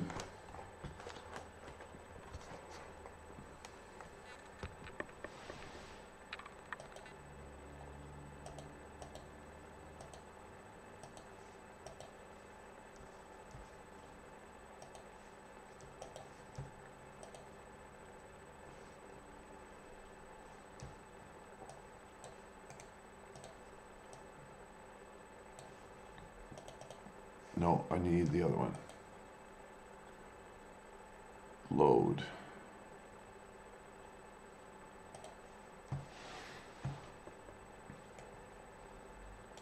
So I'm final approach there.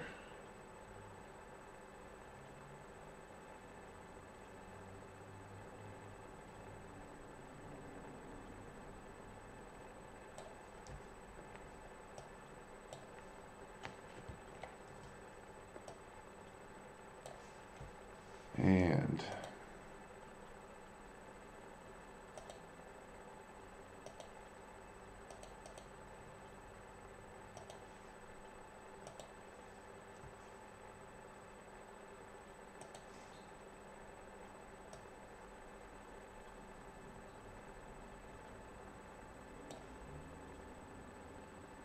getting Blender resized here for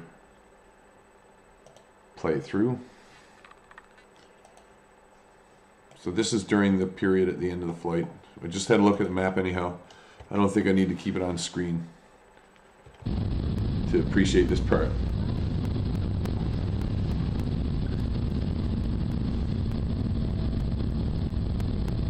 And I do have a choice in Blender here. I can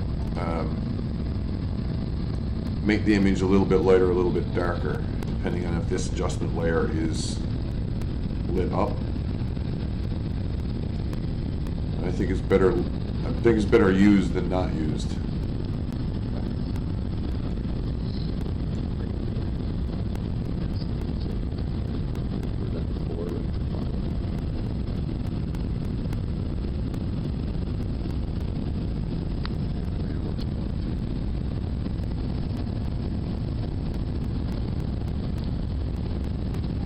So a couple of features of water here to look for. This would be the Atlantic. That would be southern. Two roads or two big ponds on the inside, and then another third one. All of those to the west. This is the most northerly, middle, and the southerly.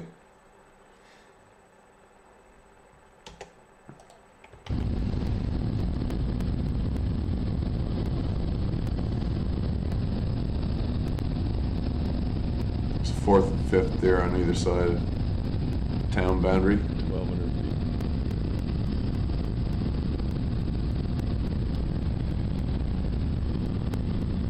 So we'll do the bottling line or?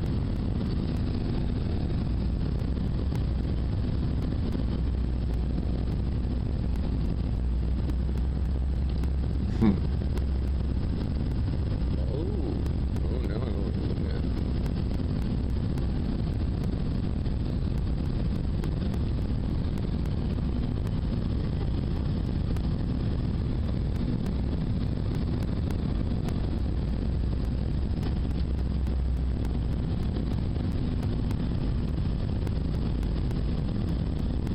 Ground level here is such at 495 meters, I think. 495 feet in that ASL. Meters feet. There is a bit of difference in 49. Outer marker, If you want to know what it is, it's multiplied by 3.31. middle marker, middle marker.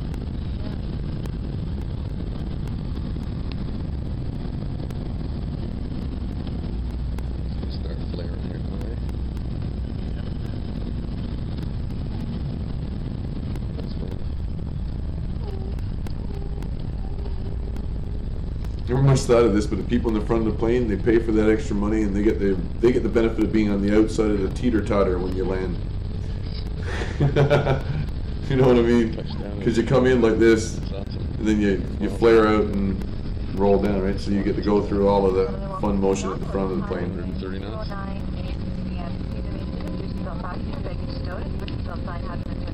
Twenty. Smoking is not permitted. Mobile receiving and transient functions will be navigated. If you have a connecting flight, please refer to the screen. Couldn't really get much stabler than there. Or consult with one of our colleagues on the ground.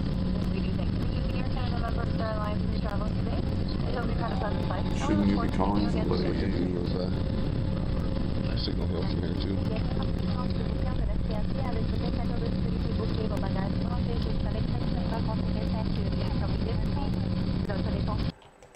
Again, that's probably the more representative color.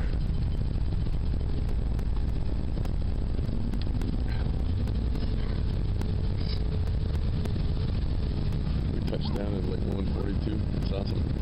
Miles an hour. That might be better like that. At 130 knots.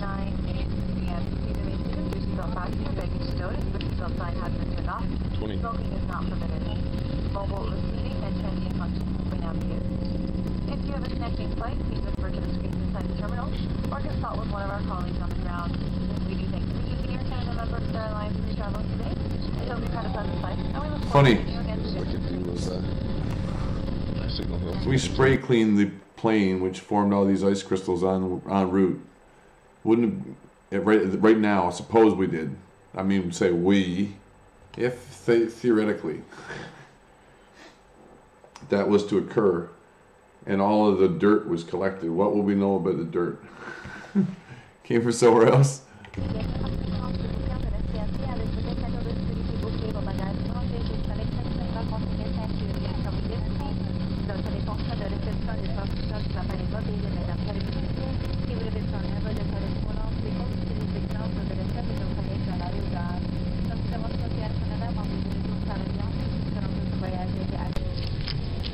So yeah, that restarts the video from the beginning once we get to the end.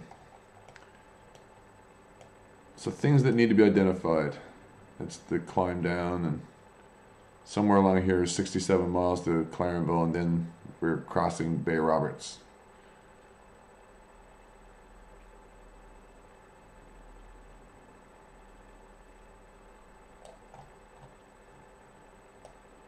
'67 St. Pierre Miquelon, 67 to Clarenville. Temperature now is 4 degrees St. John's. 2 clouds and still a bit breezy. Thanks for choosing Air Canada.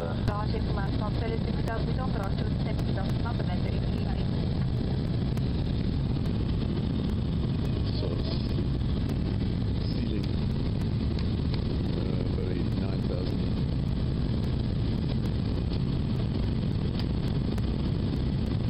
There's another layer below it.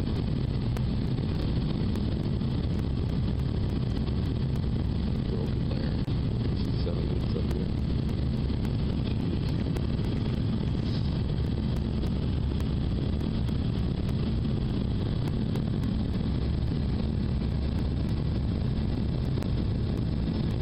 Didn't think look up to meet our data. Like to get what their airports are reporting. There's a line right over Bay Roberts.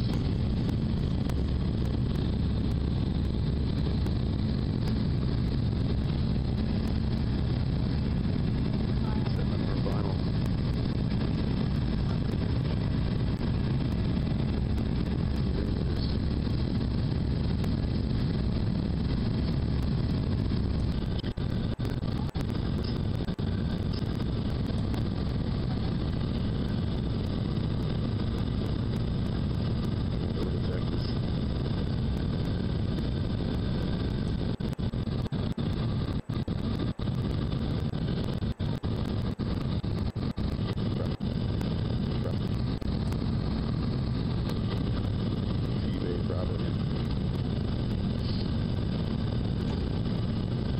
It's up here somewhere, isn't it? Clarenville?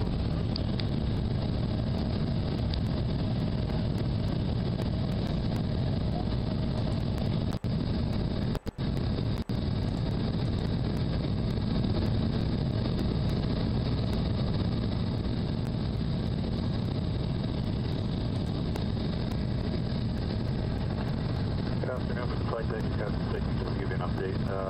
Well into our descent now. And estimate landing in 15 minutes. Temperature now is 4 degrees St. John.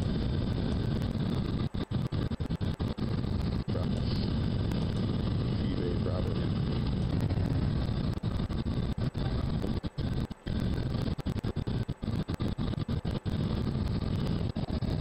Copy.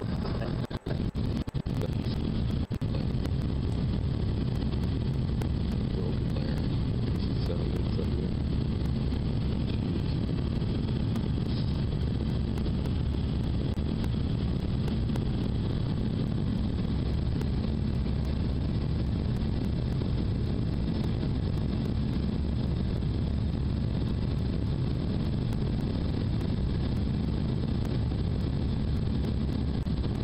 There's a line right over Bay Roberts.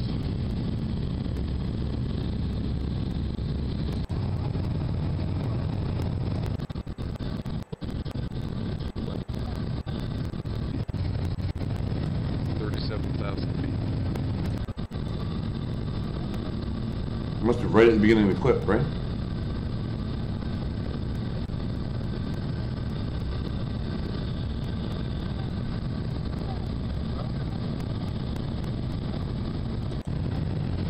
Instead of 8 miles, St. Pierre. Ryan is closer. So the next time I take a cut, pretty close to Clarenville. Ah, 37,000 feet. on the way down.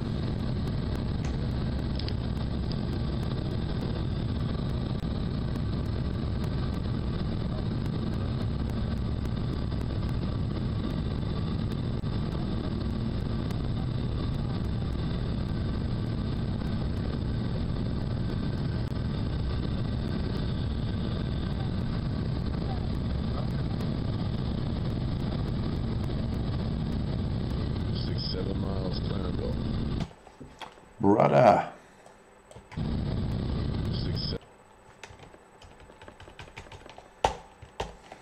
6-7 miles to Seaville. That's my version of Seaville. I'm getting the Bay Robertson around here.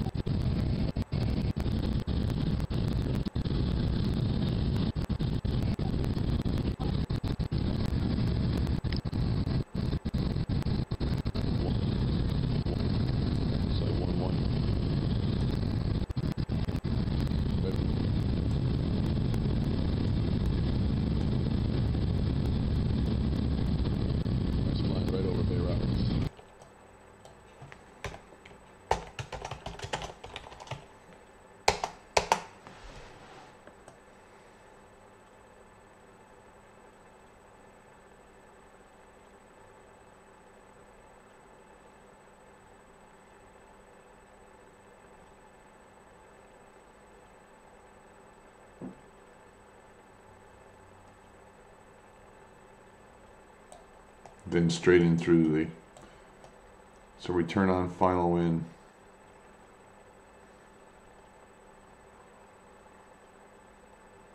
Well, it's established there. That's the turn. Let's listen to it.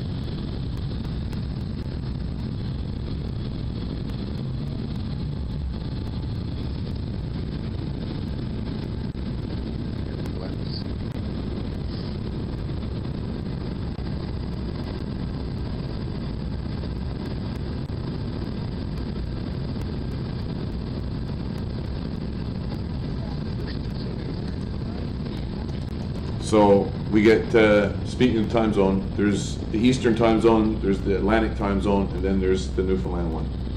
And it's only got half an hour, it's only half the distance you'd need to be longitudinally to be a full other time zone.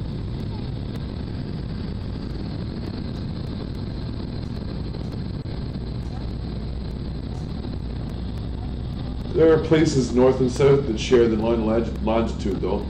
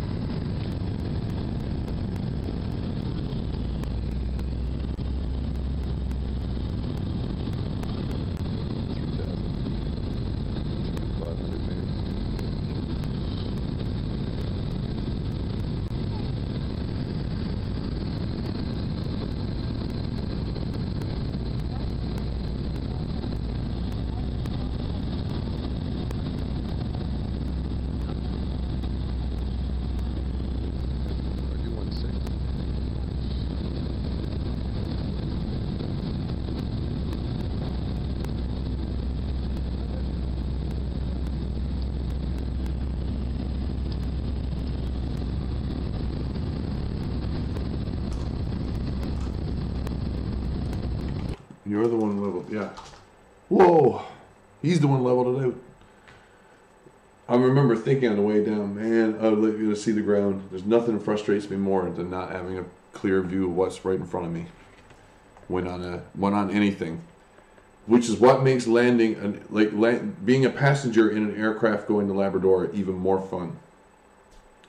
A lot of people don't like it when you're landing in a short takeoff and landing aircraft, which when it comes on its final approach comes down really sharply for a short strip and stops and gets away with a really quick climb out.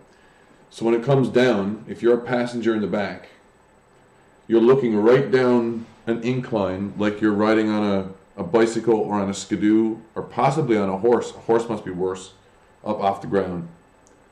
You're looking down an incline and right in front of you is the plane of the earth with a runway stretching up and away from you. And you're coming right down. It looks like you're going to nose down way short of it. And then it's like, wow, we're going to miss it. But then the airplane flares toward the end, slows down rapidly and stops. You can just glide to a stop. So there's quite a bit of motion up and down depending on where you're sitting in the aircraft. And the wing is the place where it balances.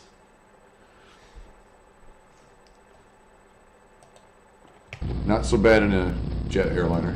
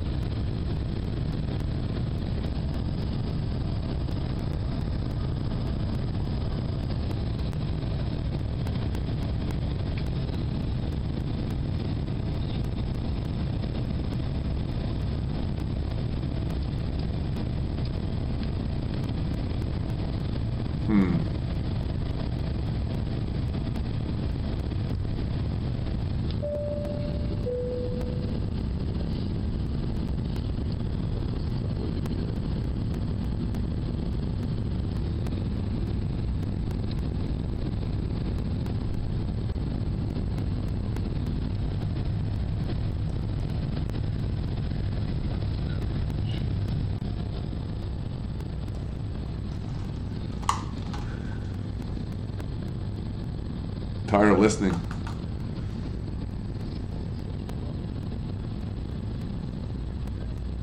Last question, is this improved or not by having this extra layer of processing? I think it's improved there for bringing out the contrast from the ground and the sky. Then the darkest areas are spruce, the colored areas are grass or something else like grass, or residential property, or perhaps sometimes farmland. Not very often here. Places that are roads are easy to find.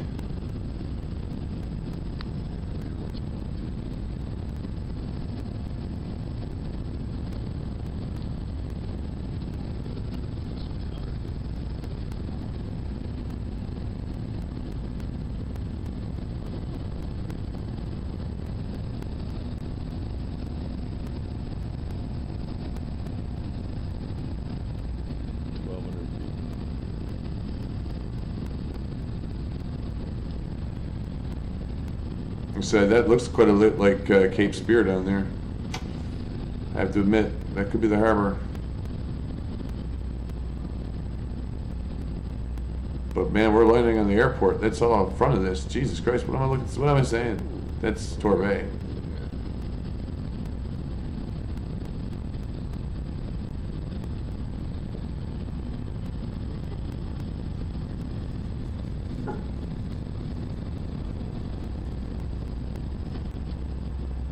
These little bodies of water make it easy to pick it out too.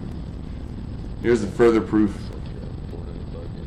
We're going to cross a runway. It's got only one runway, one way it could be.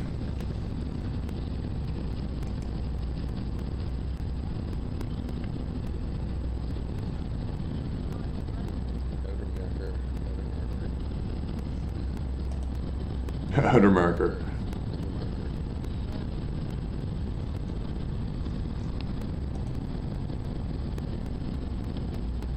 So some good news as I got to the grocery store today.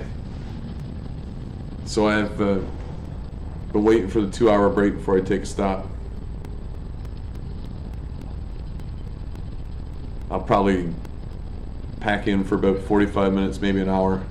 I will be back,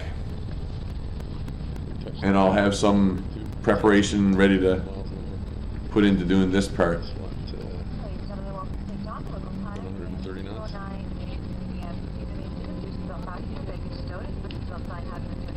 20.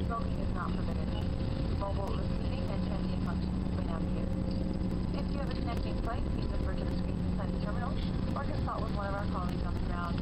We do thank you for using your Canada member of the airlines who's traveling today. Well, if it's 2002, we'll know it. Signal Dulcimer too.